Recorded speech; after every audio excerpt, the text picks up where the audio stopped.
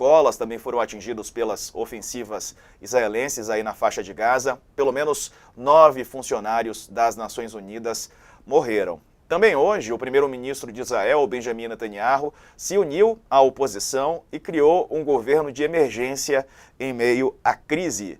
E sobre a atual situação do conflito, a gente conversa agora com Augusto Teixeira, ele nos atende gentilmente de Londres. O Augusto está aí participando como professor convidado, não é? Vou até abrir aqui certinho o cargo que ele está ocupando, do King's College London. Ele que também é professor da Universidade Federal da Paraíba, especialista nessas questões militares. Seja bem-vindo, Augusto, boa noite. Te pergunto sobre essa guerra, né? Chegamos até aqui com muitos ataques aí na faixa de Gaza, reféns aí do Hamas também, né? Essas informações todas. Como é que você analisa esse momento do conflito, professor? Mais uma vez, boa noite. Boa noite, Diego. Boa noite, Leonardo. Primeiramente, é uma tragédia. Infelizmente, é mais uma vez uma tragédia na faixa de Gaza, de um conflito intratável. Só que, desta vez, existem aspectos que o diferenciam das outras manifestações bélicas das últimas décadas.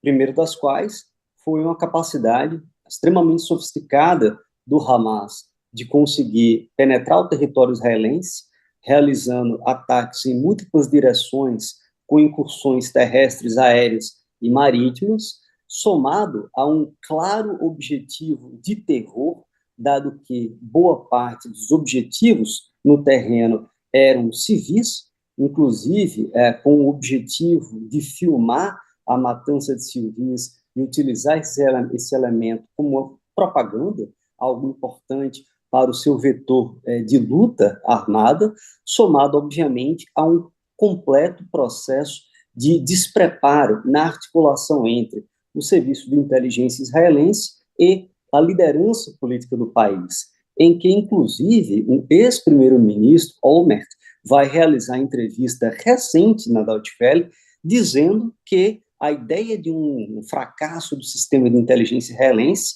pode ser uma falácia, colocando muito mais a culpa na liderança política, informando que a liderança política, o escalão político, é muito mais responsável do que falhas no campo operacional e das agências de inteligência. O fato é, a resposta que Israel está dando é uma resposta notadamente em força e tenderá a aumentar em termos de intensidade nos próximos dias, em virtude de uma potencial incursão terrestre na faixa de Gaza, com muitos danos colaterais, infelizmente. Professor, boa noite, né? Obrigado por estar participando do All News, inclusive por conta até do horário, né? Já avançado aí, né, aí no Reino Unido. Agora, pensando com relação à questão da incursão, e bem, você mesmo colocou, né? Há diferenças neste conflito, neste momento, né? Mas a gente tem, toda vez que entra o exército de Israel, ele entra na faixa de Gaza em busca de integrantes do Hamas, ele acaba encontrando um inferno logístico, né? Ele acaba encontrando uma área com ruas estreitas, com becos, com muitas regiões pobres, campos de refugiado, regiões que parecem com favelas, inclusive, né? Densamente povoadas, e você tem, inclusive, pessoas do escritórios do Hamas, locais do Hamas, que estão em prédios que também são residenciais, né? Aí o Israel fala, olha, ele fala, ó, eu vou avisar antes, então saiam daí porque eu vou bombardear, mas não funciona assim, sabe? Tem gente que não tem para onde ir, então começa a escalar o número de mortos.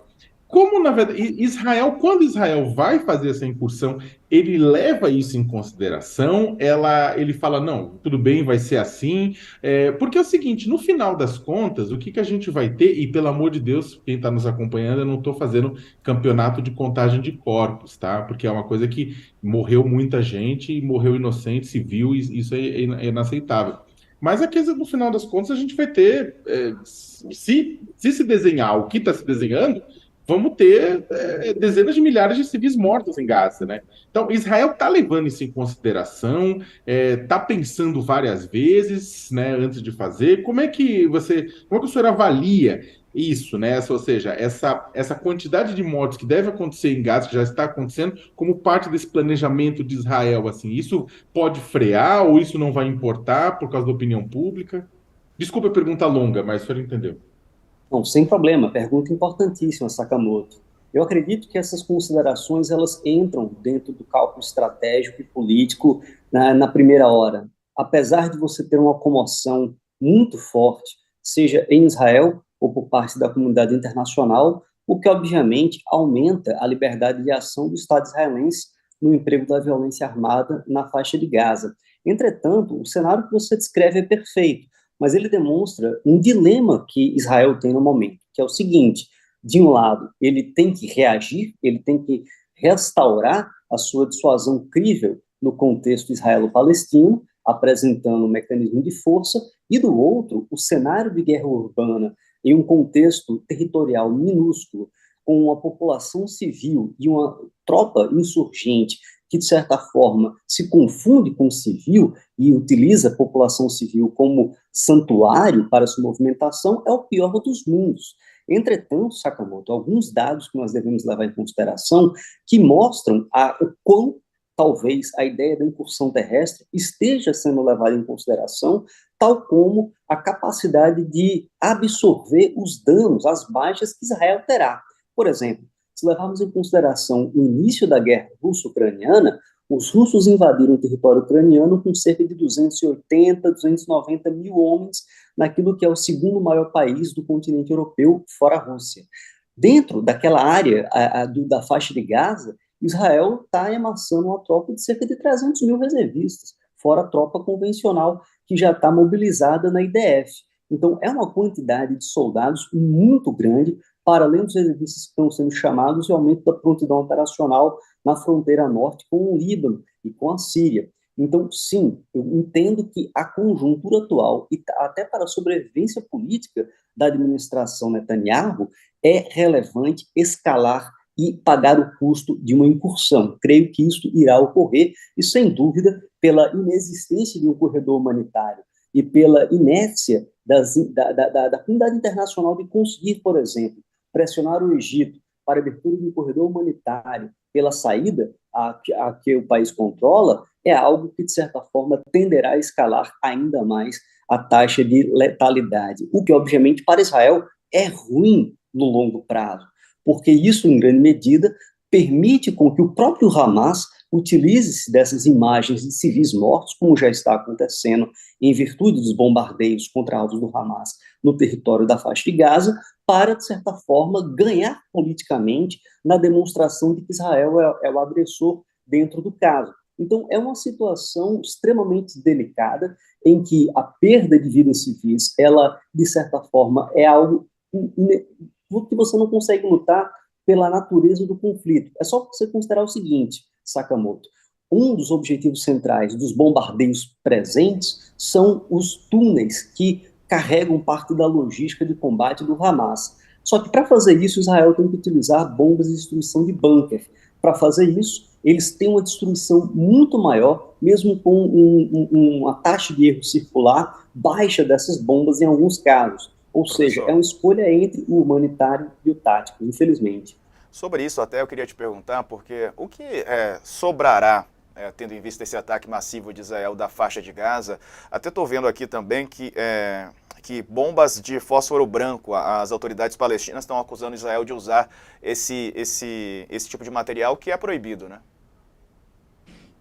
Sem dúvida, isso é importante ainda se verificar se de fato está ocorrendo a utilização de bombas de fósforo branco. Primeiro, é uma área em que não ocorreu uma evacuação de parte da população civil. Segundo, os bombardeios realizados no momento são explicados por parte de Israel como tentando destruir a capacidade operativa do Hamas na área. E terceiro, não teria muito sentido a utilização de bombas de fósforo branco no momento presente.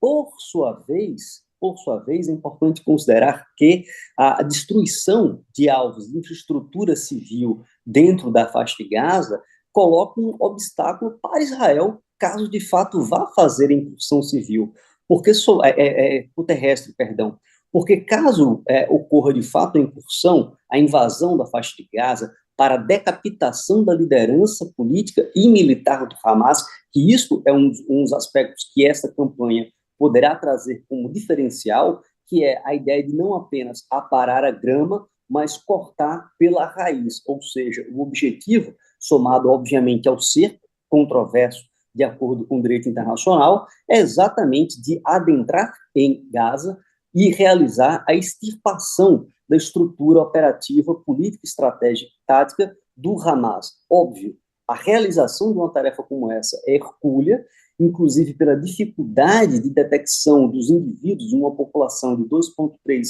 milhões de habitantes em uma área conflagrada.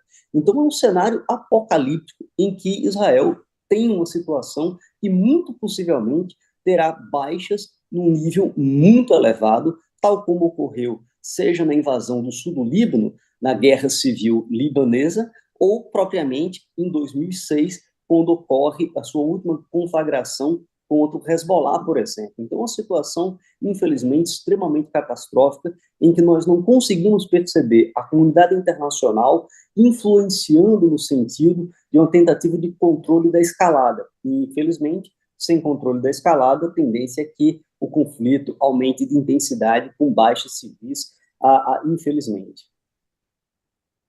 Só para a gente encerrar aqui, se entrarem esses grupos que são ali também de países vizinhos, né? Tem o Hezbollah, tem tantos outros, essa guerra pode escalar ainda mais, né, professor? Rapidamente para a gente encerrar. Não, Sem dúvida. Desculpa, professor, só para conectar para do Diego, bem rapidamente. Tudo bem, o Irã falou que não vai entrar, né? E até não teria interesse diretamente em entrar. Mas dado que o senhor começa a sua intervenção falando exatamente da qualidade do planejamento, né? Do Hamas nesse processo. Ele poderia ter feito esse planejamento sozinho ou provavelmente teve a ajuda do Irã? Possivelmente teve a ajuda do Irã, não apenas pelo planejamento, pela capacidade de execução e ocultação do planejamento. Isso é importantíssimo, Sakamoto, porque no cenário internacional contemporâneo é muito difícil você ter surpresa tática estratégica. E o Hamas conseguiu ter surpresa tática estratégica dentro do conflito, somado ao fato de que a quantidade de foguetes disparados pelo Hamas é elevadíssima. Então, ele não desenvolve a capacidade fabril da produção desses foguetes sozinho. Isso é uma tecnologia em apoio do Irã, que o Irã apoia em grande medida. Por sua vez, conectando com a questão do Diego, o Hezbollah, possivelmente, ele tenderá, tudo mantido constante, a marcar posição, ou seja, insuflar aquela região do sul do Líbano, realizar alguns ataques ponderados contra a área israelense não plenamente habitada ou densamente habitada, no sentido de marcar posição. Mas eu considero que, na atual circunstância, o Hezbollah dificilmente tenderá a abrir uma segunda frente de combate, especialmente pela relevância que o Hezbollah tem para o Irã. Eu considero que o Hezbollah possivelmente entraria fortemente no conflito, muito em virtude de dois cenários. Primeiro, se Israel invadisse o sul do Líbano novamente, ou se o Irã se visse em uma situação de eminente ataque, seja por parte de Israel ou por uma combinação de forças entre Israel e Estados Unidos. É por isso que os Estados Unidos, ao moverem pelo menos 2 porta-aviões para a região próxima a Israel no Mediterrâneo, é uma sinalização não para o Hamas, não para o Hezbollah, mas para o Irã, que, de certa forma, é o grande player regional que está, em grande medida, interessado nos rumos dessa conflagração que, infelizmente, ceifa a vida de civis israelenses e palestinos na faixa de Gaza. Perfeito. Professor Augusto Teixeira, obrigado por nos atender. Aí, como disse o Sakamoto, já é